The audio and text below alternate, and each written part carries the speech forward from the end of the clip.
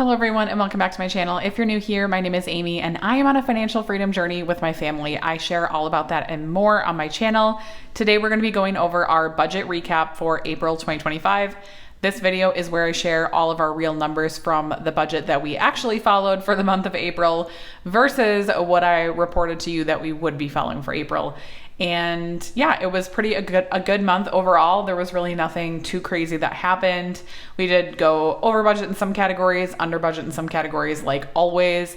And yeah, I film these videos to encourage you all to close out your budget every single month, because I think it's even more important, honestly, than budgeting. Like, you need to actually know what you spent for the month, and you can come on here and you can have a budget and you can attempt to follow it. But in reality, a lot of times there is other things that come up throughout the month, or spending that gets sidetracked, which I know is very common for us. If you're new here, I have a family of 5. It's myself, my husband, and our 3 kids.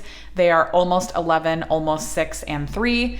And yeah, there's a lot of people spending money in our house. So there's a lot of different things that are going on throughout the month. And I try to get our budget as close as possible, but the reality is that it's not always perfect. And I like to share that side of it because I think that, again, it's really important to be honest with yourself about your budget. And that is what I preach on this channel. And so I am proving to you all that I follow my own advice most of the time. And it's helpful for me to share as well, because it holds me accountable to actually be doing what I'm intending to do. So let's go ahead and get started for April. Again, this is for April 2025. Again, nothing too crazy happened this month. Like, it was a pretty good month. We obviously were busy with sports and things starting for the spring, but really nothing like out of the ordinary came up other than just our regular spending. So for W-2 income, we brought home our regular $7,700. This is between my husband and I. We get paid bi-weekly, both of us, and we get paid on opposite weeks. And so we do get paid every single week, which is really nice because we're alternating the bi-weekly. So that is cool. We do have an extra paycheck a month in May, so fun times ahead for that. But we did just bring home our normal amount for April. So side hustle incomes I never budget for, but we did bring in $161 in side hustle income. So I will add that back in here, and that brings our total income to $78.61 for the month. So that is what we had to budget with. Moving down to our fixed expense categories. Our mortgage, we had budgeted $23.65 and we actually spent $23.65. Again, that is just our mortgage amount. And we do have escrow, so we do have our homeowner's insurance and our taxes included in that amount. Then we have daycare for my youngest. Again, he is 3, so he is in a part-time daycare program at the moment. And that is $980 a month, and that's at 12% of our income for April. We have a Peloton bike, which we basically use as like our gym membership. That is $46 a month. My husband and I both use it. And actually my oldest uses it too. He sometimes will take rides on the bike, or he'll do like the strength classes with us, and it's really fun. So $46 for that. Then we had our electric and gas, and this was actually $204. I need to update this in my spreadsheet because I just realized I did not put the right number in here. So $204 for our electric and gas. Our number did increase from our budget billing. We do budget billing, so we have that amount at $204, and that has been working out well for us. Our previous budget billing amount was $196, so it did go up slightly, but again, that's kind of to be expected. I think our usage hasn't really changed, but the cost of electricity and gas has gone up, so our budget billing did go up by $8. And then we have our internet, which is $60. We just have internet. We don't have any cable or anything.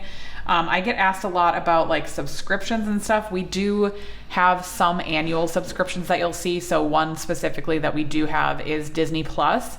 And then we also have Walmart Plus, which gives us I believe it's Paramount, but I always mix it up. I can't ever remember if it's Paramount or Peacock. I think it's Paramount. We get that through our Walmart Plus membership. And then periodically throughout the year, we might get like a month of something, sometimes we'll get like a month of Netflix or a month of HBO Max or whatever. Yeah, and we just do that out of our miscellaneous budget because it's just usually a one-time fee. We try not to keep too many subscriptions like ongoing because I feel like it can really like eat up your budget. But occasionally, like I said, we'll get like 1 month of something to watch a specific show and things like that, and that just comes out of our miscellaneous budget. I don't think we have any right now, or no, I think we do have HBO Max right now. My husband kind of manages the like subscription piece of that because I just get overwhelmed with like remembering to cancel and stuff. So he manages that and does a really good job. Then brokerage, we do put $100 a month into our brokerage account. This has been in our budget for quite a while now. We just like to do something extra every single month to investing, and it's a good way to build up our brokerage over time. And we don't really have any plans with it, but eventually we'll figure out what we want to use it for. Again, it's only got like a few $1,000s in it, but it's nice to be like just adding to it every single month. Hopefully we'll be able to bump that up eventually, but for now it's at 100. And we also have $100 in our giving. So we do a recurring donation to St. Jude for $100 a month. And that we've been doing for, gosh, like 4 years, I think. It's nice that we have that in our budget and it's just automated so we don't have to think about it and it just goes every single month. Next category, getting into our variable expenses, is spending. We do have $200 a month that we dedicate towards spending. We are actually bumping this up though, so that will be changing starting in May. We're bumping it up slightly, just giving ourselves a little bit more room in our budget for spending because things are more expensive now, and yeah, it's just nice to have a little bit extra in your budget to spend. And I feel like we are far enough in our journey now where we should start like loosening the reins a little bit because we have a really good net worth and a decent amount of money invested. And I feel like it's the time in our life, like we have no debt besides our mortgage. So I feel like it's the time in our life where we can like chill out a little bit. So trying to slowly loosen the reins on our spending a little bit. Then we had $300 for gas, and we actually only spent $251. Again, I like to have, I like to be conservative with some of these numbers because you never know, especially for gas. Like my husband drives, a good 30 minutes to work. And when I go into the office, I'm driving like at least 20. So we do have to spend money on gas, but this month was a little bit lower, I feel like, than we have had. So that was good. We saved $49 in that category.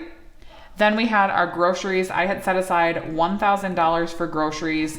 We actually were under budget at $932, which is nice. That was great. We do struggle a decent amount with our spending on food, and you will see, it's kind of like a balance beam. Like when we are under on groceries, we're usually higher on something else. I will let you assume what you are going to think, and then we'll go over it in a second. But usually if we're lower on groceries, we're higher on the other one. And then if we're higher on the other one, we're lower on groceries, that kind of thing. So we'll talk about that in a second. Fun and kids, we had budgeted $75 and we only spent $62. So again, we were a little bit lower. I feel like the winter and spring for like the fun and kids stuff is typically lower because we don't want to leave our house as often. So we're not like actively spending a ton of money. So it's kind of nice in that way, but I'm sure over the summer and stuff, like we're probably going to need to maybe consider bumping up the fun and kids because they just have so many things going on over the summer. Then miscellaneous, we budgeted $200 and we did spend $220. So we did go a little bit over in miscellaneous. I just struggle a little bit with this category because I feel like it's just so dependent on the month. And like some of the things I like genuinely can't predict, like there's just always things coming up with their school specifically. Like they'll be asking for donations or they'll be asking for like, these random things that they need like fundraising for. And it's just like, I always want to contribute. So I usually put that under my miss category, but then it kind of just inflates that. So I'm not too mad about $20 over budget though. Like I feel like that's reasonable. And for dining out, I put $250 when I budgeted. I don't know what the heck I was thinking. I wanted to spend less in eating out this month, but the reality is that we actually went way over budget and we spent $377 on eating out, which I am not proud of. But again, real life here, like we were busy and we had sports and stuff, and we definitely hit the drive-through a few too many times in the month of April. I would like to say that it's going to get better in May. I hope it will. I do have a meal plan going right now as I'm filming this video. I'm trying to follow that meal plan for dinners. But yeah, it just gets hard. Like specifically my son, my oldest son, he plays like travel baseball. And so we're driving to his games on the weeknights, and it's like I'm getting off work, my husband's, getting the kids together, and then we're leaving as soon as I'm off work. We pretty much have to like go as soon as I'm off and the kids are home from school. So it's like we can't eat before, and then it's like his games are 2 hours long now because he plays like, real baseball basically. So it's like by the time we get home, it's, 7:30, 8 o'clock. And it's like, I know I should use my crock pot. I know I'm trying. But even that, it's like by the time we get home, it's just like, we just want to eat really fast and go and like be done with that stuff. So I don't know. It's hard. Let me know in the comments down below what your tips are. If you're a sports mom or were a sports mom at some point in your life and have any tips. I know the crock pot's great. I do use it, but my kids also don't like love that kind of food. Hold on. I have to open a snack. 1 second. Here you go. So yeah, let me know your tips if you have any tips for that, but it's fine. We will work on it, but that's real. And I'm not going to lie to you guys and be like, we were under budget. Like we clearly weren't. So yeah, we're not perfect. I never said I was.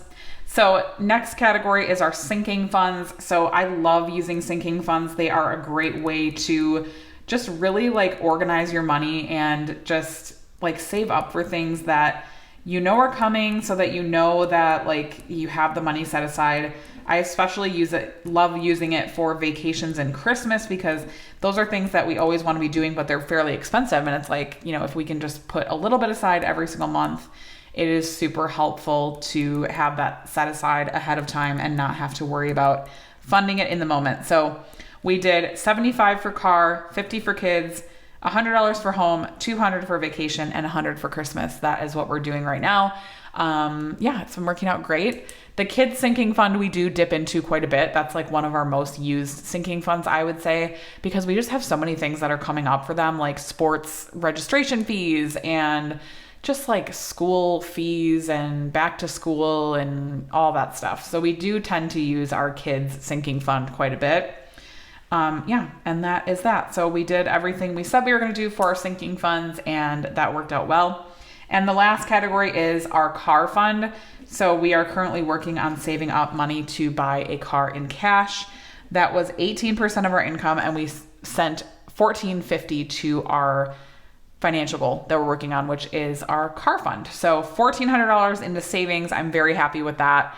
I like to be right around like 15 to 25% of our net income going to whatever financial goal we're working on. Obviously it was a little bit, lower. It was a little bit less this month than I like it to be, like closer to 20, but we had some extra spending and some overspending. So it's all good.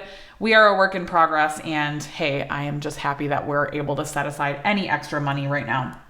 So total income was $78.61.